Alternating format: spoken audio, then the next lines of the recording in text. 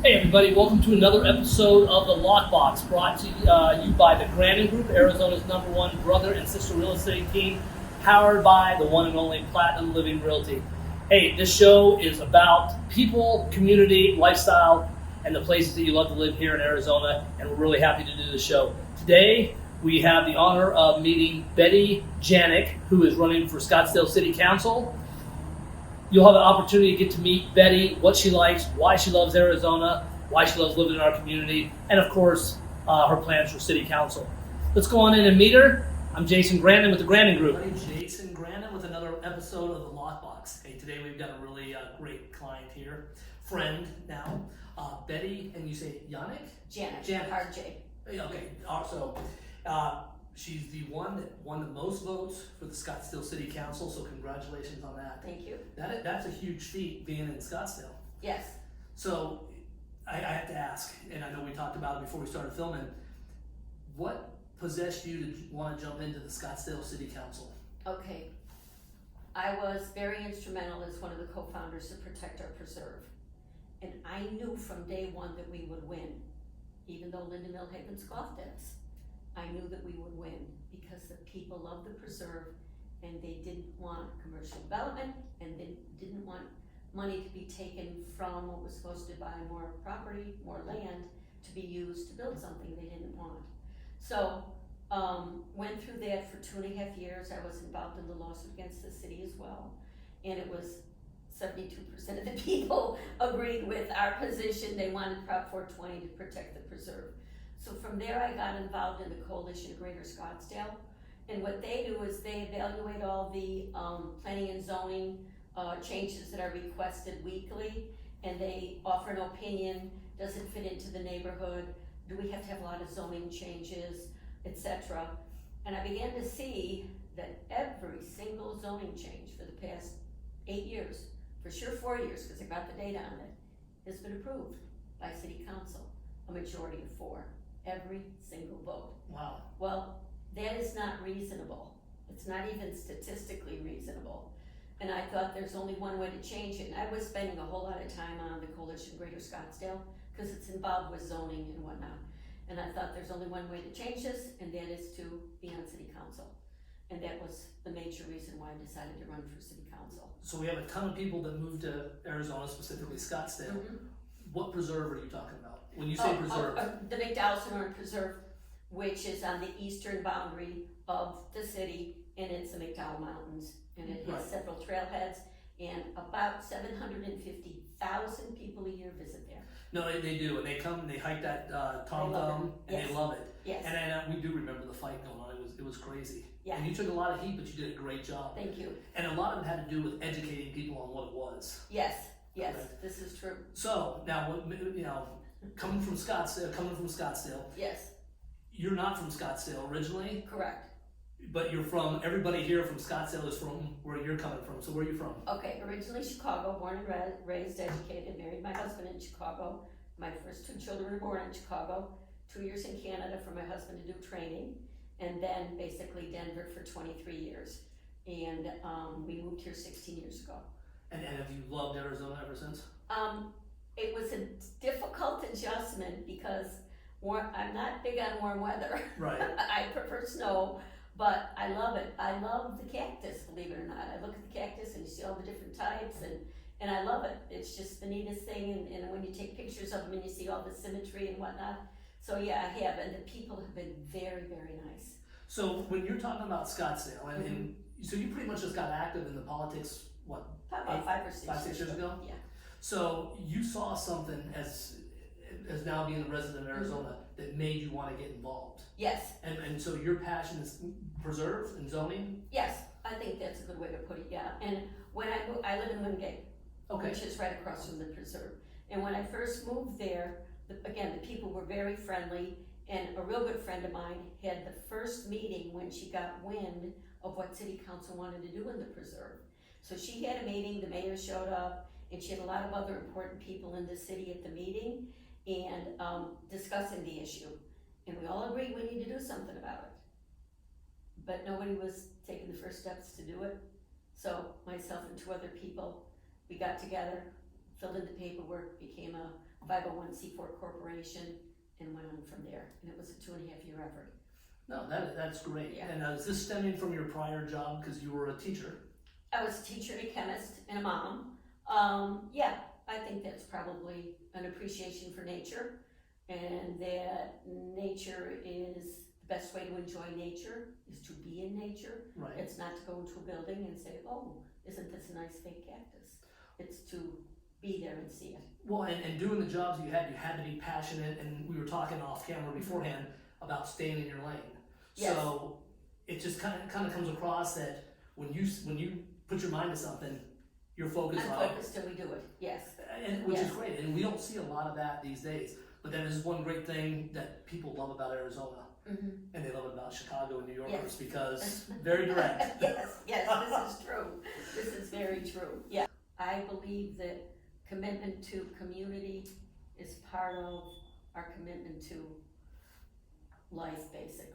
Absolutely. You need to work, you need to have some fun. I think you need to be committed to your community, and there's a lot of ways to do that. No, absolutely. So, yeah. And Scottsdale's a big city. Yeah. So when you're talking about the zoning, because that's one of your passions, do you have a different outlook compared to South Scottsdale compared to North Scottsdale? I think that's a great question, because they're talking about different zones and having representation from each one of the different parts of the city.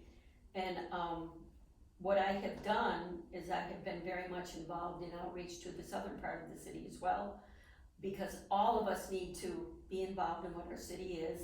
And what I proposed is that there would be 5 different zones or regions, and that each region would have representation, and any developer that wants to develop there needs to meet with that group, explain what they're doing, work out the differences before it gets presented to city council, so that each part of the city, which does have different needs, is represented by the city, That's which fantastic. I think is good.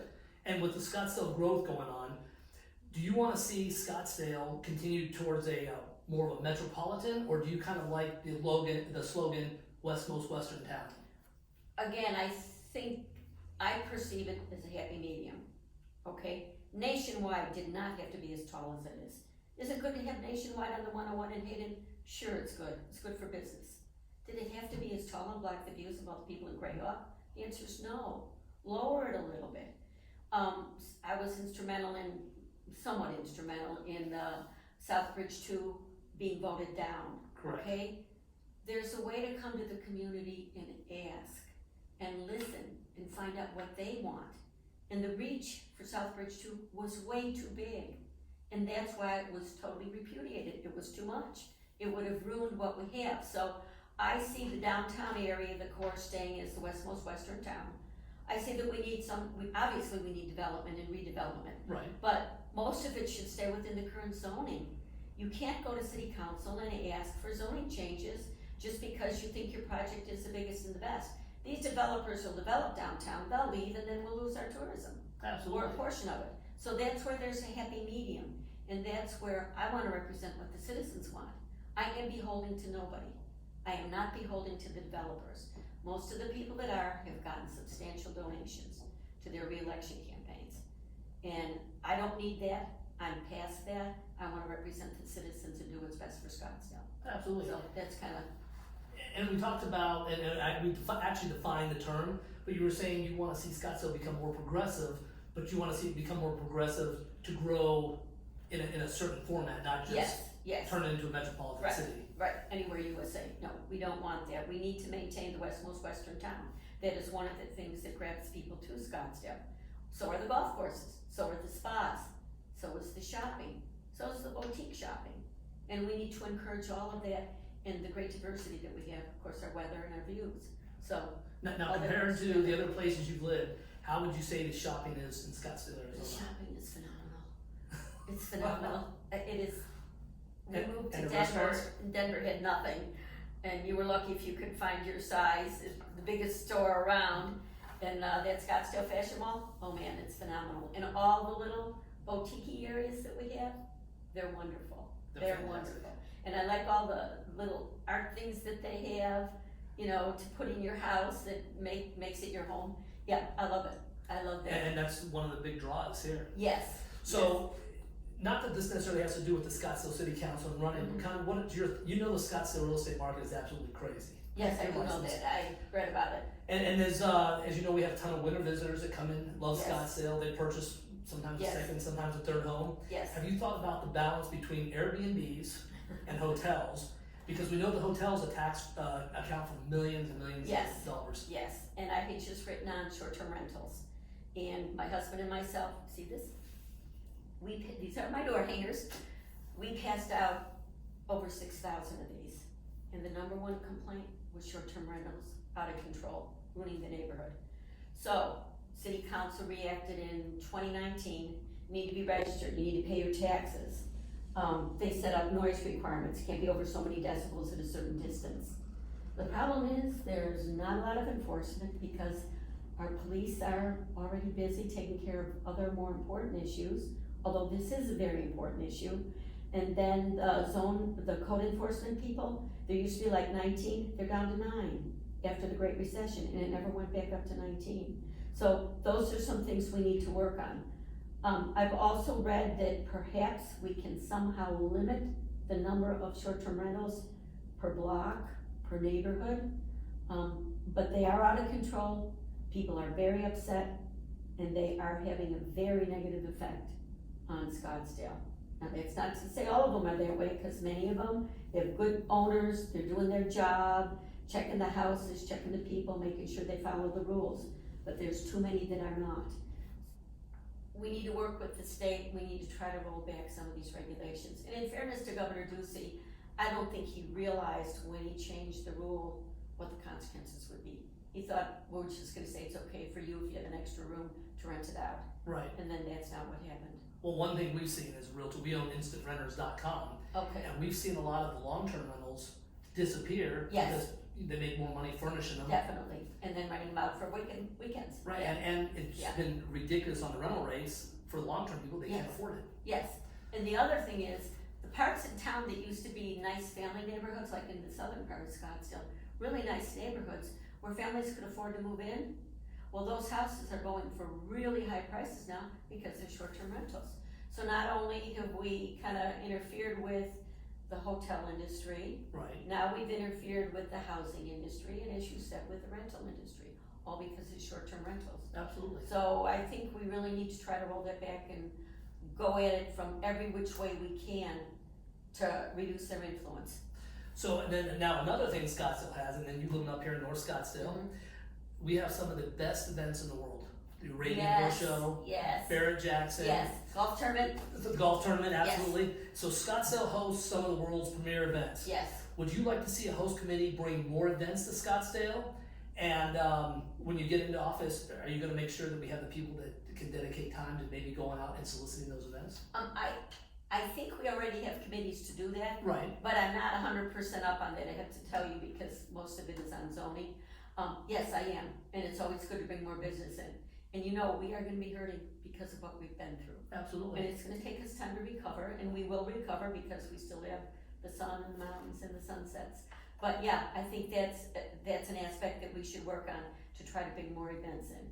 That would be great. And when you look at like the golf tournament and they show the grass and the sun, man, it's like a magnet for people to come here. Oh, it It's is. beautiful, yeah. And this year we lose a lot of the parking right next door because they built that big apartment complex. Yes.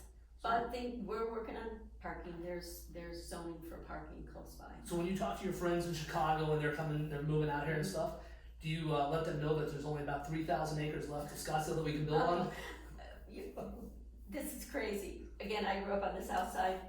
Most of my friends never moved from the old neighborhood. That they stay right where they're at, huh? And they think Chicago is the best city in the world, because for them it is. And it is, it's a beautiful city. It is, so, yeah. But you should feel at home because a ton of people from I know I am.